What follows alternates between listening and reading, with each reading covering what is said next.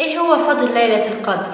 ونعمل ايه وايه الافكار اللي ممكن نعملها في ليلة القدر؟ قبل ما نبدأ الفيديو اول حاجة تصلوا على النبي. ليلة القدر هي الليلة اللي حرفيا هتغير مجرى حياتك.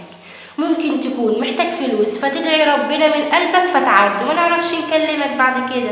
ممكن تكون عندك مشكلة بقالها سنين فتتحل من عنده. ليلة بيقدر فيها الأرزاق والأعمار وأمور العباد، بيتكتب فيها كل حاجة هتحصل السنة دي، يعني كل أقدار العام الجديد من غنى وفقر وصحة ومرض.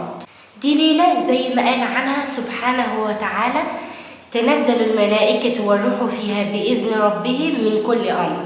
يعني أول ما يأذن المغرب بتنزل الملائكة وبتلاقي الملائكة حواليك في كل مكان، وعددهم أكتر من عدد الحصى. وزي ما جه عن الرسول صلى الله عليه وسلم إن الملائكة بتبقى في الأرض أكتر من عدد الحصى. وكمان بينزل سيدنا جبريل على الأرض في الليلة دي، وبتنزل معاهم الرحمات والبركات من عند ربنا سبحانه وتعالى. يعني انت وبتدعي وبتصلي تخيل انه في أعداد مهولة من الملائكة حواليك. كل ده بيحصل واحنا ما بنكونش شايفينهم. فخلوا بالكم، الموضوع والموقف كبير جدا. حاولوا أول ما يأذن المغرب ما تفوتوش ولا دقيقة. سيبكم من الكلام الكتير والمسلسلات والسوشيال ميديا، ركنوهم على جنب.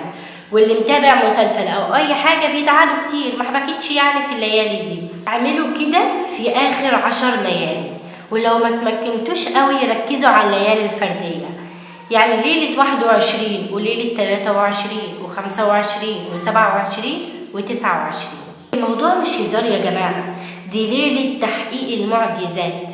ادعي ربنا باللي نفسك فيه وادعي بالعتق من النار، ولله عتقاء من النار وذلك كل ليلة. لو سايب الصلاة صلي ال10 الأواخر دول بالفروض والسنن، وحافظ على قيام التلت الأخير من الليل، يعني صلاة قيام الليل. صلي ركعتين قيام ليل وركعتين شفع وركعة وتر.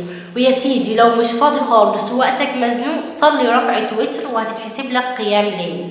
أنا بقولك كده علشان سيدنا النبي صلى الله عليه وسلم قال: من قام ليلة القدر إيمانا واحتسابا غفر له ما تقدم من ذنبه. فيا بختك بقى، وكمان هيتحسب لك ثواب صلاة الفرض وثواب صلاة قيام الليل لمدة 1000 شهر، يعني لمدة 83 سنة و4 شهور، كأنك عملت صلاة قيام ليل لمدة 83 سنة.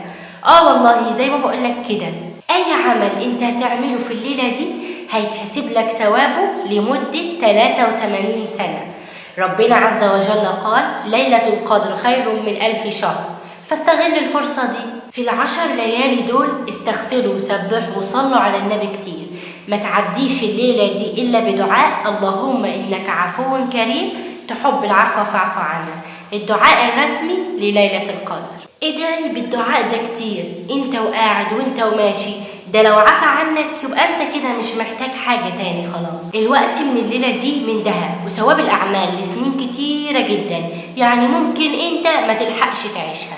اقرأ قرآن كتير، ده شهر نزول القرآن فتختمه. لو انت بادئ قرآن من أول رمضان كأنك ختمته 83 سنة. ولو انت ختمته قبل كده أو مزنوق أو مش فاضي، اقرأ سورة الإخلاص 3 مرات أو العدد اللي تقدر عليه. إن الرسول صلى الله عليه وسلم قال: أيعجز أحدكم أن يقرأ ثلث القرآن في ليلة؟ فقالوا: وكيف يقرأ ثلث القرآن؟ قال: قل هو الله أحد تعدل ثلث القرآن، يعني كأنك قرأته 83 سنة.